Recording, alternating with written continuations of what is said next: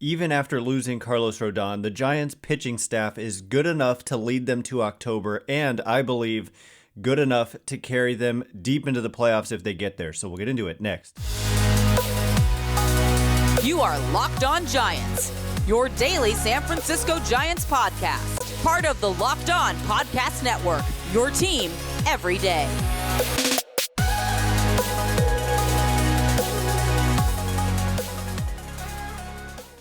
Hello and welcome to Locked On Giants, part of the Locked On Podcast Network, where it's your team every day. My name is Ben Kaspick, and on this show we provide episodes 3 days a week for now, actually. Back to 5 when pitchers and catchers report, which is just over 2 weeks away, talking about the San Francisco Giants in a way that's data-driven and rational, but also simple, passionate, and accessible to all. I'm a former contributor for the baseball statistics and analysis websites Beyond the Box Score and Rotographs. I've been podcasting about the Giants since 2015, and I'm a lifelong fan. Thank you for making Locked On Giants your first listen every day. We're free and available wherever you get podcasts. This episode is brought to you by FanDuel Sportsbook, official sportsbook of Locked On.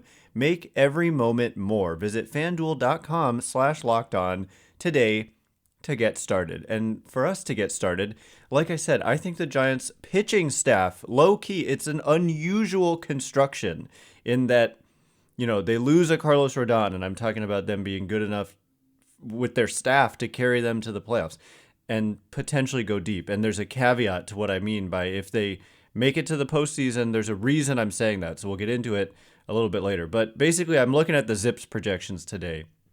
These came out. They're on Fangraphs. Dan Szymborski of Fangraphs produces them. And they came out like last week, and we did a podcast about the hitters. And now we're going to do the pitchers. So here's his little write-up, and then we'll get into individual player projections from Logan Webb to Alex Cobb to all the depth the Giants have to some prospects, and that's where it gets interesting. So Dan Szymborski says, quote, "As with the offense, Zips really likes the team's options in both the rotation and the bullpen.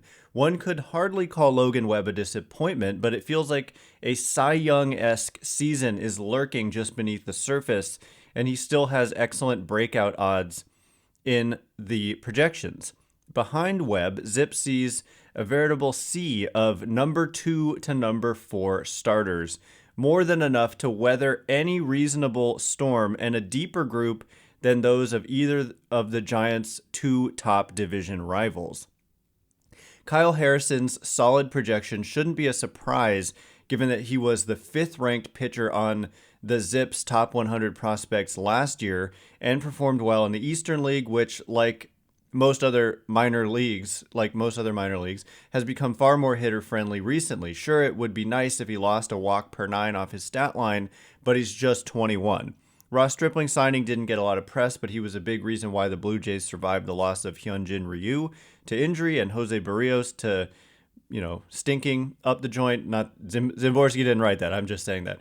It's possible to value versatility too much, but Stripling is one of the few swingmen in baseball today. And then he goes on to mention some other prospects like Keaton Winn reminds him of Kevin Gausman, and Keaton Winn was just added to the Giants' 40-man roster.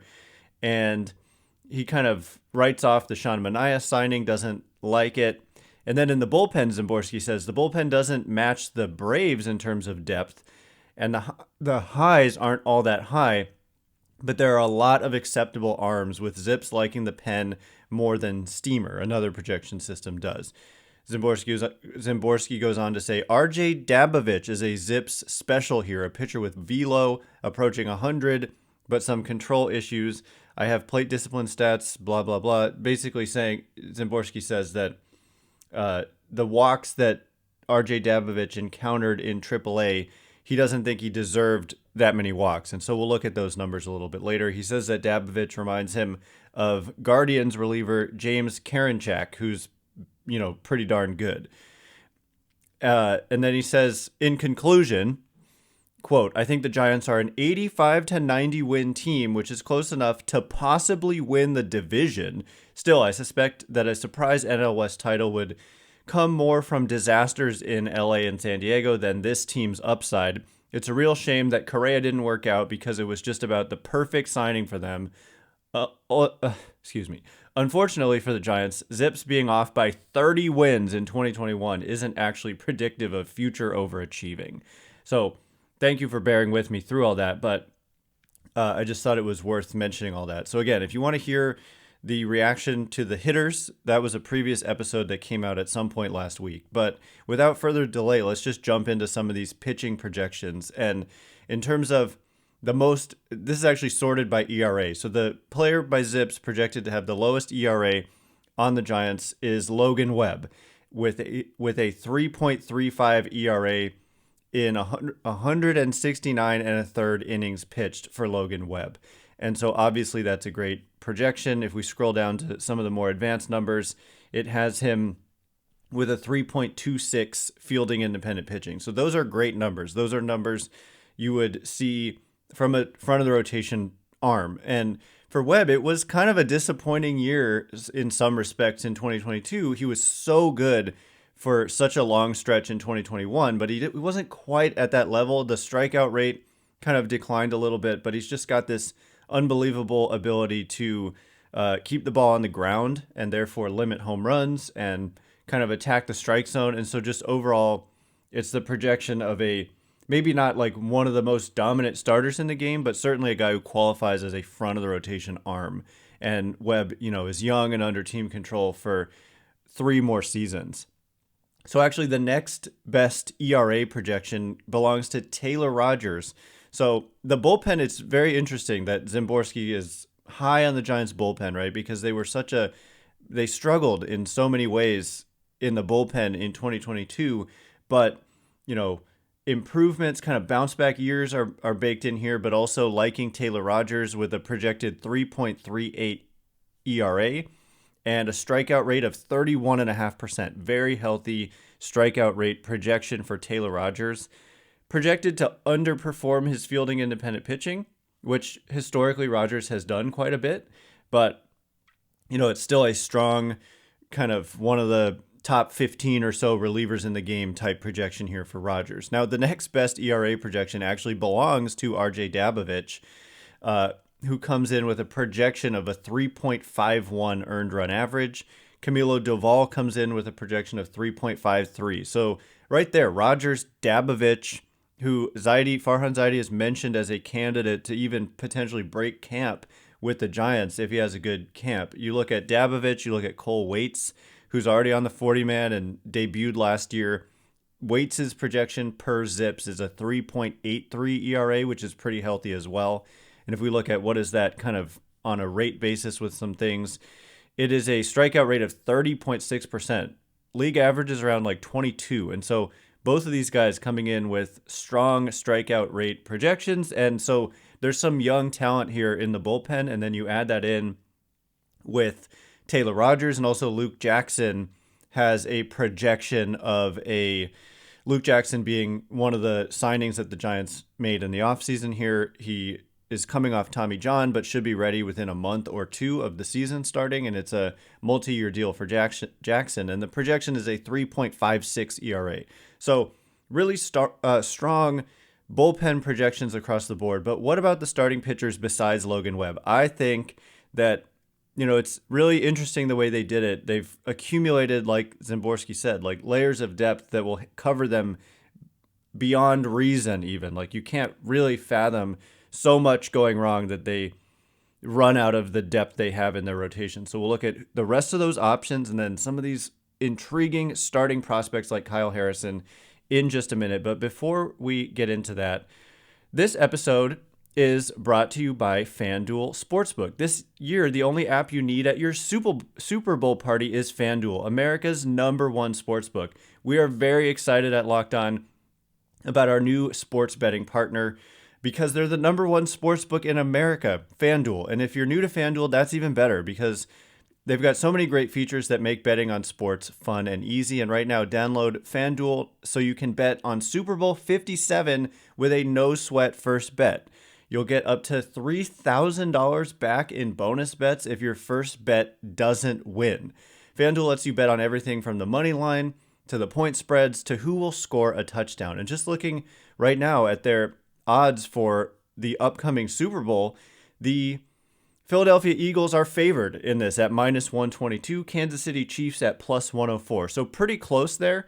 And The point spread, plus 1.5 for the Chiefs, minus 1.5 for the Eagles. Over under is set at 50.5.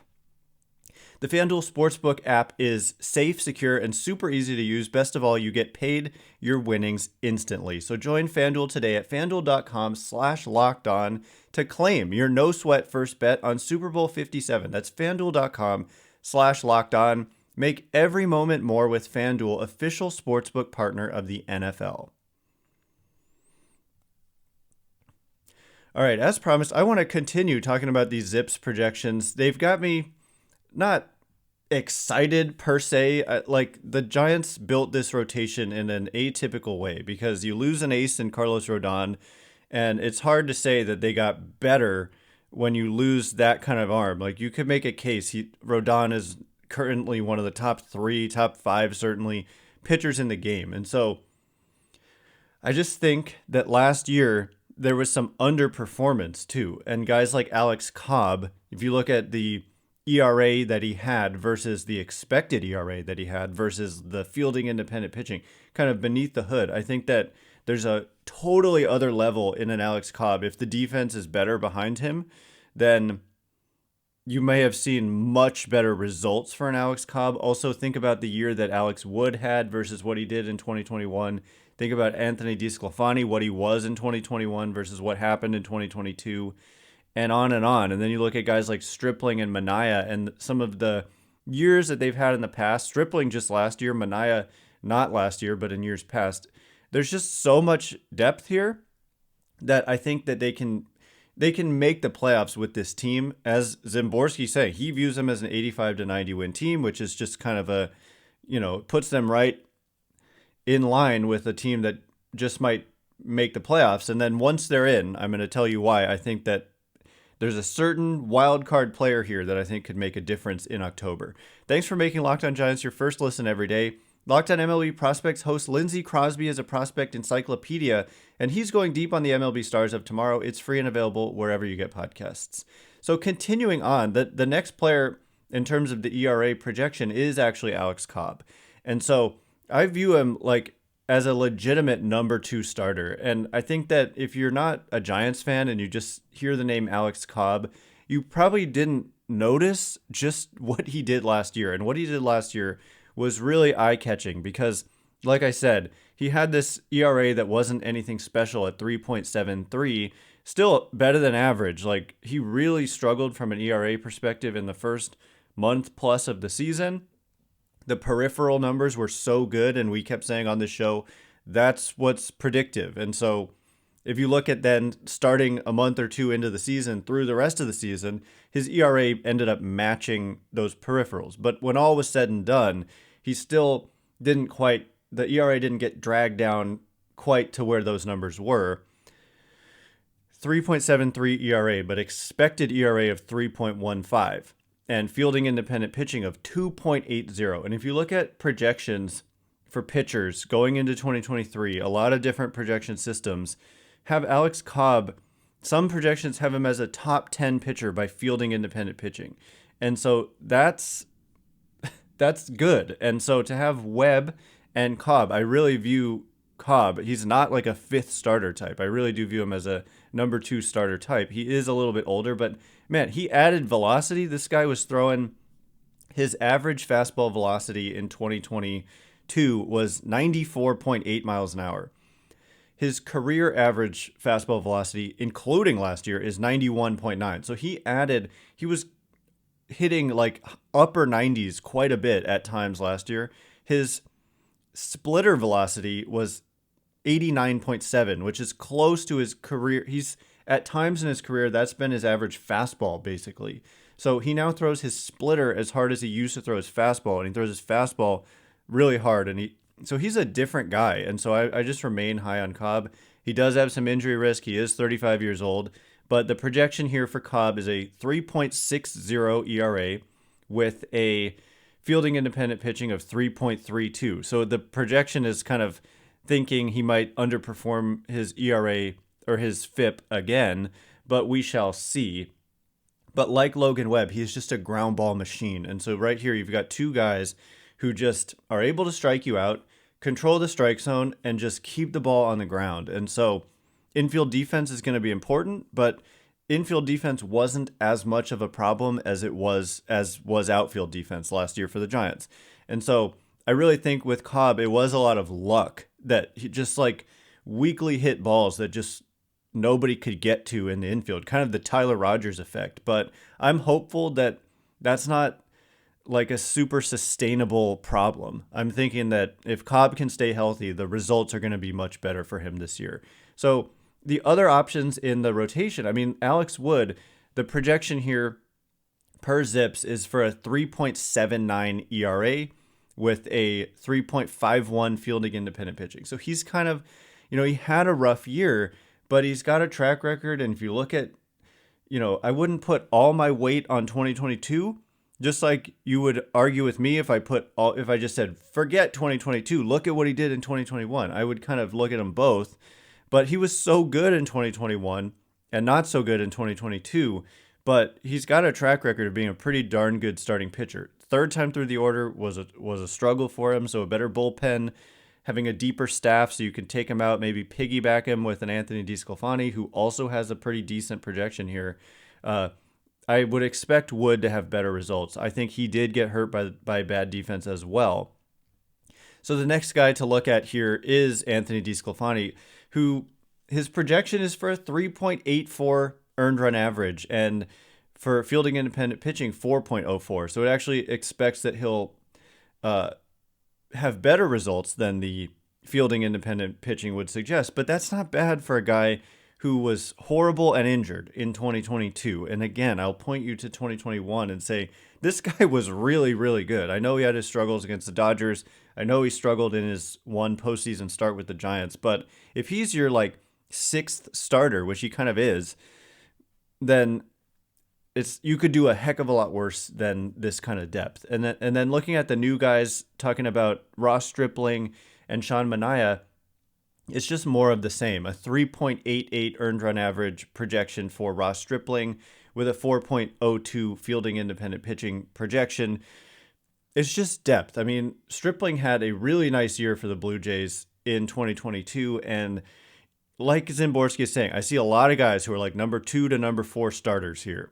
A lot of, I view Stripling and Wood as kind of number 3 or number 4, depending on what kind of season they're having. Cobb, I think, can be that number 2. Certainly a guy like Stripling or Wood, if they're at their best, can be. I wouldn't want them as my number 2 starter, but if you got like 4 guys who have the potential at their best to be number 2 starter types, then it's just a lot of depth. And then we haven't even mentioned Sean Manaea, whose projection, like Szymborski wrote him off in his write-up, so I'm not expecting it to be great. And sure enough, a 4.21 ERA for Sean Manaea is the projection here. And in terms of the fielding independent pitching, 3.98. So another guy projected to underperform the peripheral numbers. So, if you look at these for yourself, there's much more than just ERA and FIP, right? You want to look at the strikeout rate, I don't think he has ground ball rate per se, but there's a lot that you can check out here. Home runs per 9 as a way to kind of indicate ground balls. But that's just a pretty darn deep staff. And again, don't take my word for it. Dan Szymborski is very neutral about this. He has no skin in the game for the Giants. He's an Orioles fan. And so I would say that generally his projections are higher on the Giants than maybe some others might be. Not that I've seen, I haven't gone through each individual projection system in this detail, because at Fangraphs, they do feature Zips like in this way with the write-ups and all that, and they don't with other projection systems. But, this system is saying the Giants are an 85 to 90 win team. And I think, obviously Correa would have added some more, and that was the plan, but they didn't get him. So I just think that it's a deep group, but there's this one wild card player. This one player, when we look at the minor league system, Kyle Harrison, to me, could be the guy that if they get to October, could help them he could be a wild card and help them advance through potentially some playoff games and rounds, perhaps. So we'll get into the Kyle Harrison projection in just a minute. But before we do, All right, as promised, I want to just discuss Kyle Harrison because, we've spent a lot of time talking about him this offseason. We've discussed these top 100 prospects lists. Yesterday, we talked about Keith Law of The Athletic ranking Kyle Harrison the number 12 prospect in all of baseball, the number 2 pitching prospect in the game. MLB Pipeline, like every source has him in the top 20, except Baseball America had him a little higher at number 30 something, I think. But what's exciting about Kyle Harrison is that he's going to start the year in AAA. And so he's right there. And you've got a guy who I really believe, when you look at the numbers and you look at his age, there's just front of the rotation potential for Kyle Harrison. Now, would you rather have a guy this high in the rankings, this close to the majors, who's a position player? I would. But, we'll take it, especially if Kyle Harrison, not that he's anything like Tim Lincecum. He's left-handed versus right-handed, and the arm slot is totally different. The body type is totally different. But just that kind of electric stuff and just youth showing up at Oracle Park and being that kind of perhaps strikeout artist dominant type impact is exciting to think about. And I keep mentioning too when we go through these top 100 prospects list is that Logan Webb was considered at times, like as he got closer to the majors, the Giants' best pitching prospect, but he wasn't even appearing on top 100 prospects lists. And so obviously it doesn't necessarily matter if you're a top 100 prospect, but I think, it's good to be recognized and to have the difference is Webb was just never like a dominant strikeout type pitcher. And that is what Kyle Harrison is. People have asked me to comp, like, who does he remind me of in terms of major leaguers? And I've said Chris Sale and I've said Carlos Rodón. Chris Sale is kind of the obvious one if you look at the low arm slot of a Kyle Harrison and just the strikeout ability and the fastball slider mix, changeup, kind of not the best or second best pitch. But I don't want to put that expectation on you or on him, but that's the dream. It's like kind of Chris Sale type pitching. So we'll see. That's, obviously you could, for every Chris Sale, there's guys who don't pan out and there's injuries that happen. But without further delay, let me just read you what is the projection. And keep in mind, he's 21. And so you don't expect necessarily for those results to come right away. But the projection for Kyle Harrison is that these are all in starts too. And so it makes a difference if you're being projected as like a reliever. Your strikeout rate's going to be higher, your ERA is going to be lower. But if you're making starts, you're making turns through the order, you're conserving energy a little bit as you pitch multiple innings. So the projection for Harrison is 26 starts, which would be a lot, and a 3.99 ERA. But when we look at what's under the hood with a 3.99 ERA, which, by the way, is just really strong for a 21-year-old rookie, a 4.00 fielding independent pitching. So finally, we're seeing like an alignment of the ERA and the FIP in the projection here, but a strikeout rate of 27.4%, which is just very healthy if we're talking about a starting pitcher who's 21 years old. The walk rate a little bit high at 11.3%. If you like strikeouts per 9, it's not as kind of neat of a statistic. There's a little more noise there, but the projection at 10.6 strikeouts per 9. So over a batter per inning, walk rate per 9 of 4.4 and home runs per 9 at 1.0. So it's just a strong projection here, and there's obviously upside for more. If that's your projection as a rookie, and projection systems historically are conservative with kind of unproven players. So this is a strong projection for a rookie. And to me, I don't know if they're going to like shut him down and put him on an innings limit. And if they make the playoffs, maybe he's not even available, right? We've seen that with like Steven Strasburg, but I don't think they're going to push him either. I think he gets that major league opportunity and maybe he does go like 4 innings at a time and they space him out a little bit. They send him down once or twice to kind of give him a rest or whatever. But if they can make it into the playoffs and he perhaps has established himself as a kind of young, high upside. Imagine like when Tim Lincecum was at the peak of his powers and he was just that explosive pitcher. Imagine having that at your disposal if you get into a postseason series. And then you would have Webb, hopefully, right? I mean, assuming health for everybody always. But Webb, for me on Cobb, and then you've got a wild card in Harrison. I think that there's the potential to bring that like Rodón type of upside. I'm not saying he's going to be that good, but that strikeout ability, that kind of ability to, if you're on, to just overpower the opposition.